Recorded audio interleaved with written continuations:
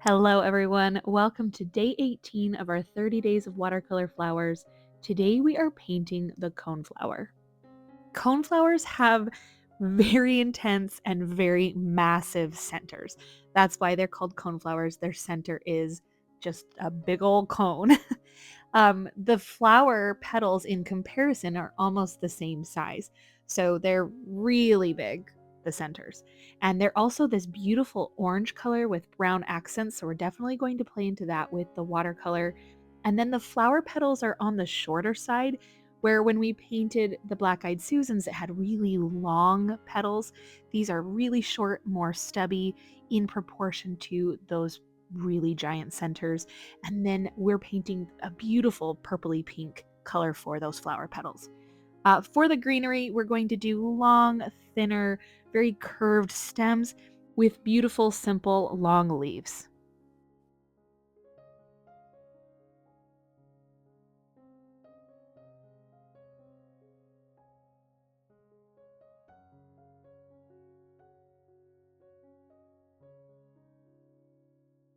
Now we're going to start with the centers of these flowers because they're definitely the star of the show. If you look at a reference picture for coneflowers, they are the coolest color. The centers are this beautiful, bright, vibrant orange, but they have this deeper reddish brown accent. They're gorgeous. So we're going to start by picking up a bright, vibrant orange color, and we are going to dot it in this cone shape. We want to have some texture feeling to it where there's a little bit of white space and the edges are really rough and kind of jagged. I also frequently am rinsing my brush, dabbing my brush on a paper towel, and lifting some of the color out to make sure to maintain a highlighted area. And then I'm picking up even more bright orange, and while it's still wet, continuing to add that in. So we want to increase the color contrast while everything is still wet so there's a nice gentle bloom. So now I'm picking up some of my burnt sienna and I'm mixing it with a little bit of black to make sure it's a really deep brown color, and I'm adding that along the bottom. I'm just dotting it in and letting the watercolor bleed a little bit because everything is still wet. I want the brown color to be a lot heavier along the bottom and then slightly adding it towards the top so that there's a little bit of that accent color, but we want that bright orange to be a definite highlight, and as we get closer to the tip, it's going to be lighter and more orange. And now we're going to do it again to create another coneflower. And again, if you ever feel like there's too much color or you've lost your highlight, or maybe some of the brown color is blending too much into the orange and you're losing that bright orange color, rinse your brush, dab it on a paper towel, and use your brush to lift out some of the color. You can also dab it with a paper towel. It just removes a lot of the moisture when you do that, so it's a bit more of a natural color removal when you use your brush. But you can see throughout this entire painting, especially with the centers, I am lifting color out and blending things together using a damp brush so that one color is not completely overtaking the colors that I want to achieve within the cone. And not only here am I lifting some of that color out, I'm also smoothing some of the color out so it's not such harsh lines. We can see the spots of color where the brown is being dabbed in, but we want it to blend and diffuse a little bit more. So that's what I'm doing. And then I'm going to let all of those coned centers dry before we go in and add even more detail with darker orange and darker brown later with more of a harsh line.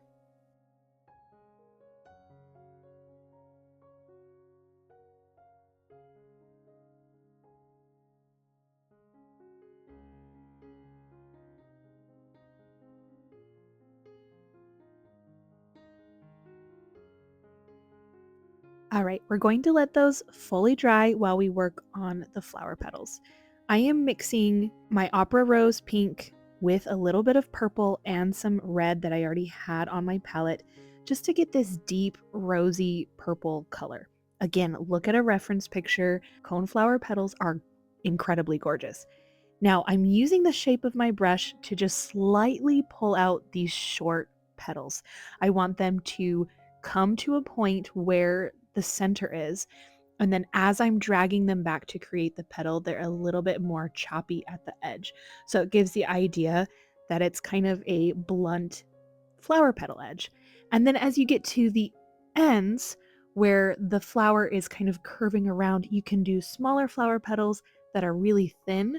So it gives the idea that you're looking at it from the side as it's curving around the flower.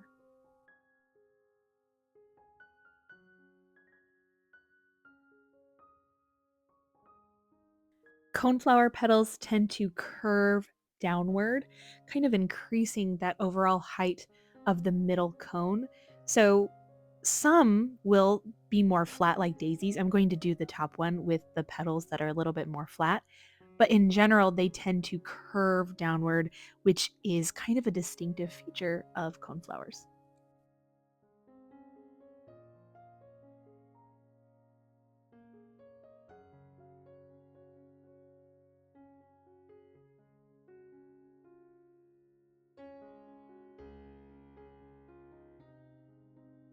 While the petals of these flowers are still a little bit wet, I'm picking up a higher concentration of alizarin crimson, adding it to my mixture, and then dabbing that towards the base where my flower petals are meeting the center. This allows color to bleed and blend, and if it doesn't bleed enough, you can always rinse your brush, dab it on your paper towel, and using a damp brush, help diffuse that color into the flower petal. Or, you don't have to be afraid of the harsh lines either. Some of the harsh lines I will leave. For the most part at this point, I want to kind of diffuse that color out a little bit.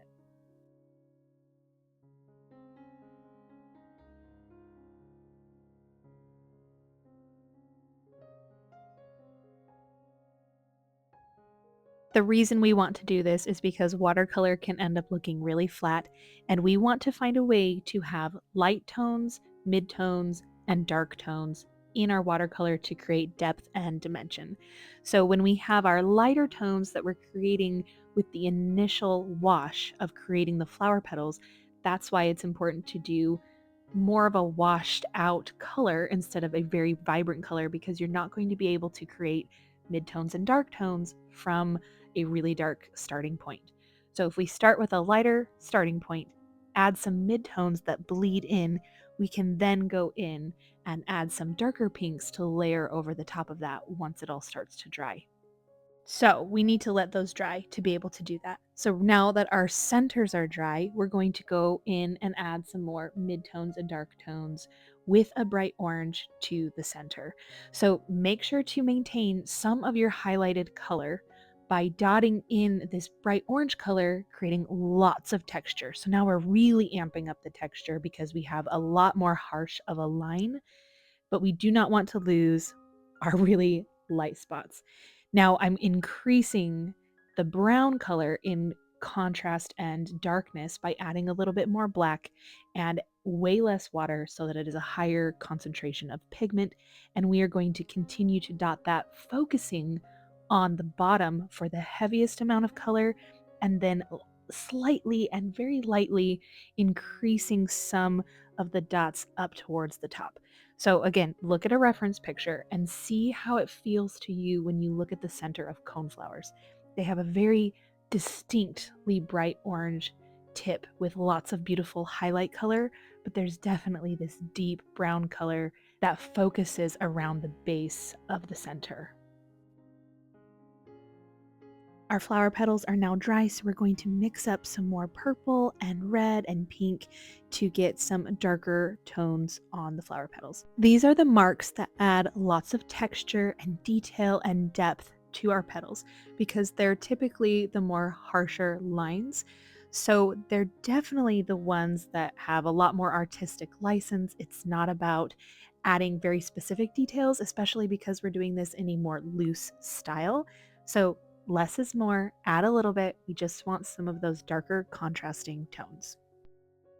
Now I'm mixing up a dark bluish green for our greenery using sap green, some ultramarine blue, and yellow ochre. It's one of my favorite color combinations. I'm pretty sure I threw in some indigo in there as well. And I am adding some pretty deep curves to these stems. I think it looks really fun. It adds so much interest and joy to this piece just by adding some pretty intense curvature there. For the leaves, we are going to do these beautiful, long, elegant leaves using my 2-stroke method. So, you've heard me talk about it a million times before, but in case this is your first video you've ever watched, we start with a light pressure on the tip of our brush. We push down with the body of our brush to create the shape that we want. The heavier we push down, the more round our leaf will be. So if you want these type of leaves that are a little bit longer and thinner, we're going to push down less. We're going to drag to create the length that we want in our leaf. These are pretty long.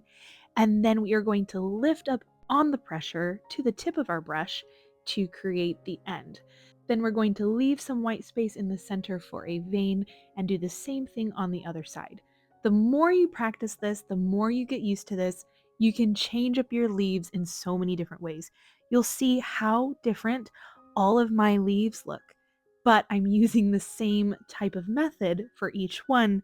So play around with how you can drag your brush to create a different shape, to create some curvature, to create a shorter one, to create maybe less of a vein in the center. There are so many different things you can do to add interest to this type of leaf. And while I was painting those leaves, you probably saw me start to add some color back into the leaves as they started to dry. Anything you can do to add your light tones, mid-tones, dark tones. I am a broken record, I know. Now we've picked up some more deeper color with added blue to create dark tones, shadows, interest. We just don't want our watercolor to look flat, which is really easy to do, especially with something so kind of basic as a leaf. There's lots of ways we can add some of that contrasting color in to make it more interesting.